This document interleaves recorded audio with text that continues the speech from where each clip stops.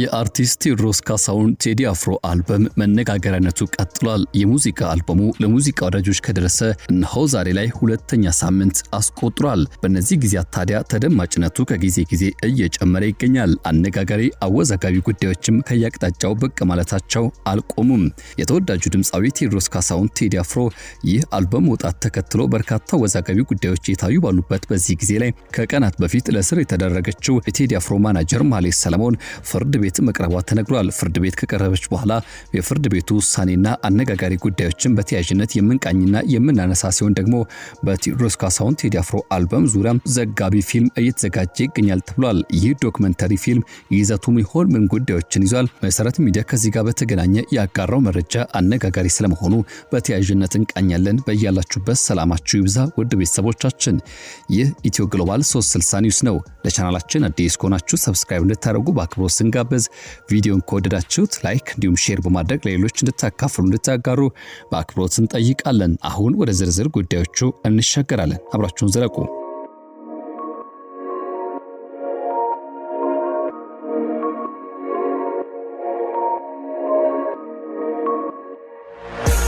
አቦጊዳ፣ ሌቦ፣ ጃዝ ተሰሪያል፣ ጥቁር ሰው እንዲሁም ደግሞ ኢትዮጵያን ተከትሎ በስድስተኛ ረድፍ ላይ ለሙዚቃ ወዳጆች የደረሰው ስድስተኛው አልበም ኢትዮሪካ ዛሬም በህዝብ ልብ ውስጥ እንደነገሰ ይገኛል። የቴዎድሮስ ካሳሁን ቴዲ አፍሮ ይህ አልበም በርካታ ጉዳዮችን አሁንም ማስተናገዱን አላቆመም። በከፍተኛ መጠን ከመደመጡ ባለፈ ከመውጣቱ በፊት አንስቶ በከፍተኛ ሁኔታ በጉጉት የተጠበቀ አልበም ተብሎ ተመዝግቦለታል። ዘ ሞስት ዌትድ አልበም በተለይም አንድ ሳምንት ከአልበሙ መለቀቅ በፊት ሙሉ በሙሉ ማህበራዊ ሚዲያውን በብዙ መልኩ የተቆጣጠረ ገነን ብሎ የወጣ አጀንዳ ነበር የኢትዮሪካ አልበም መውጫ ዋዜማው። ታዲያ አልበሙ ከተለቀቀ በኋላም ቢሆን የሞቅታና ስሜት አልቆመም። ለተከታታይ ቀናትም ቀጠለ። ከተከታታይ ቀናት ባለፈ ሁለተኛ ሳምንትን አስቆጥሮም ቢሆን ተደማጭነቱ የሙዚቃው ይዘትን አብጠርጥሮ የማድመጥ ፍላጎት በብዙ መልኩ አይሏል። ሁለት ቀናቶች ያለምንም ሌላ አጀንዳ ማህበራዊ ሚዲያ ላይ መነጋገሪያ ሆኖ ቆይቷል። አሁንም ተደማጭነቱ አሁንም አነጋጋሪነቱ በብዙ መልኩ በብዙዎች ዘንድ ሐሳብ የተንሸራሸረበት ይገኛል። ተወዳጅነቱ ከትላንት በበለጠም እየጨመረ እንደወይን ጣፍጦ እየተተነተነ ይገኛል። አንዳንድ ሙዚቃ መስመሮች ታዲያ በብዙዎች ዘንድ በተለያየ ምልከታ እየተቃኙ እየተመለከትን ነው።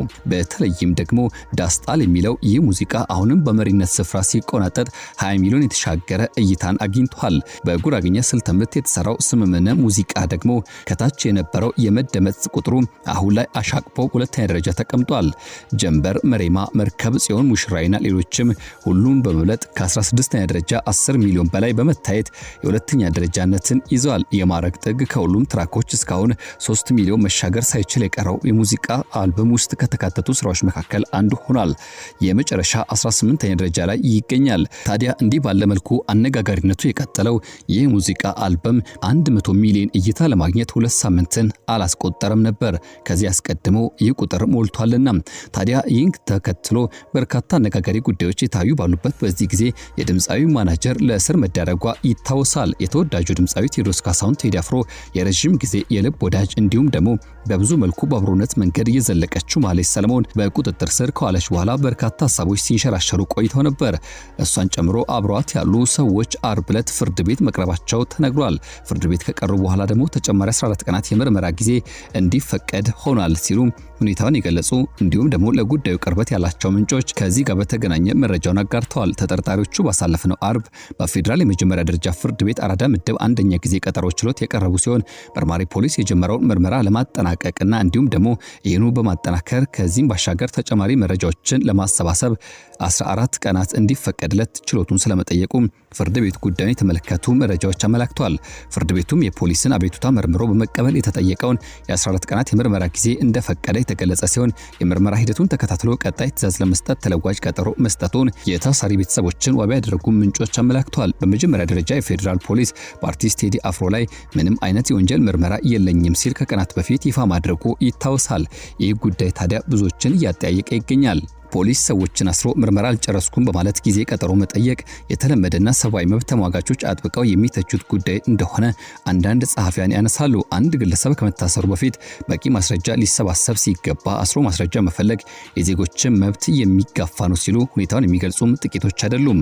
ማህሌት ሰለሞንና አብሯት የታሰሩ ሰዎች የሀገር ደህንነት የሚፈታተን ምን አይነት ውስብስብ ወንጀል ሰርተው ነው ፖሊስ በእነዚህ ሁሉ ቀናት ማስረጃ ማቅረብ ያቃተው? ተጨማሪ 14 ቀናት ለምን ተጠየቀ? የሚሉ ሐሳቦች መነሳታቸው አልቀረም። በሌላ በኩል ደግሞ ከነዚህ ግለሰቦች መታሰር ጋር ተያይዞ በድምጻዊ ቴዎድሮስ ካሳሁን ዙሪያ በተለያዩ አቅጣጫዎች ሲነሱ የነበሩ ስጋቶችና መረጃዎችን በተመለከተ አርቲስቱ በአሁኑ ሰዓት በመኖሪያ ቤቱ በሰላም እንደሚገኝ እነዚሁ ምንጮች ገልጸዋል። ያም ሆኖ ግን አሁንም ቢሆን አሳሳቢ ጉዳዮች ብቅ ማለታቸው አልቀሩም። በብዙዎች ዘንድ ታማኝነት ያለው መሰረት ሚዲያ ይፋ ያደረገው ጉዳይ የዚህ ማሳያ ነው።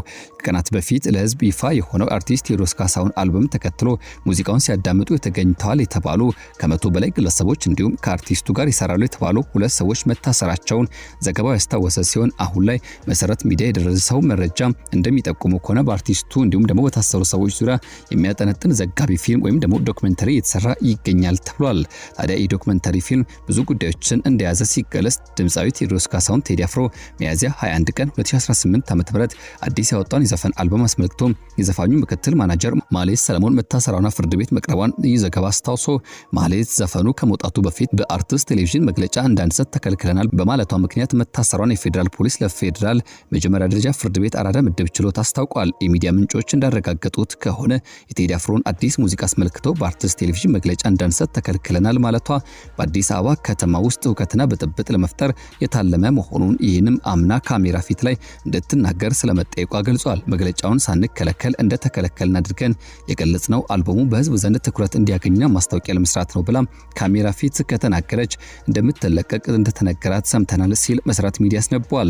ይህም በተመለከተ ታዲያም ዘጋቢ ፊልም ዘጋጅቶ በቴሌቪዥን እስኪሰራጭ ድረስ ማህሌት ሰለሞን ከጠበቃዋ ጋር እንዳትገናኝ ተከልክሏል ሲል ዘገባ አመላክቷል። ግለሰቧ ፍርድ ቤት እንድትቀርብ የተደረገው ሌሎች ተጠርጣሪዎች ወደ ማረሚያ ቤት ከተመለሱ በኋላና ሌሎች ባለ ጉዳዮች ከፍርድ ቤት ቅጥር ግቢ ከወጡ በኋላ ችሎቱ እሷን ብቻ እንዲያስተናግድ ተደርጎ መሆኑን እነዚሁ ምንጮች አረጋግጠውልኛል ሲል ዘገባው አስታውሷል። እኛም ከዚህ ጋር በተገናኘ ያለው አዲስ ጉዳዮችን ወደ እናንተ የምናደርስ መሆናችንን ጠቆም ለማድረግ እንወዳለን። ይህ ኢትዮ ግሎባል 360 ኒውስ ነው። ለቻናላችን አዲስ ከሆናችሁ ሰብስክራይብ እንድታደርጉ በአክብሮት እንጋብዛለን። ቪዲዮን ከወደዳችሁት ላይክ እንዲሁም ሼር በማድረግ ሌሎች እንድታካፍሉ እንድታጋሩ በአክብሮት የጠየቀን የዛሬን በዚህ ቋጭን። በያላችሁበት ደግሞ ጥሩ መልካሙን ጊዜ ተመኘን።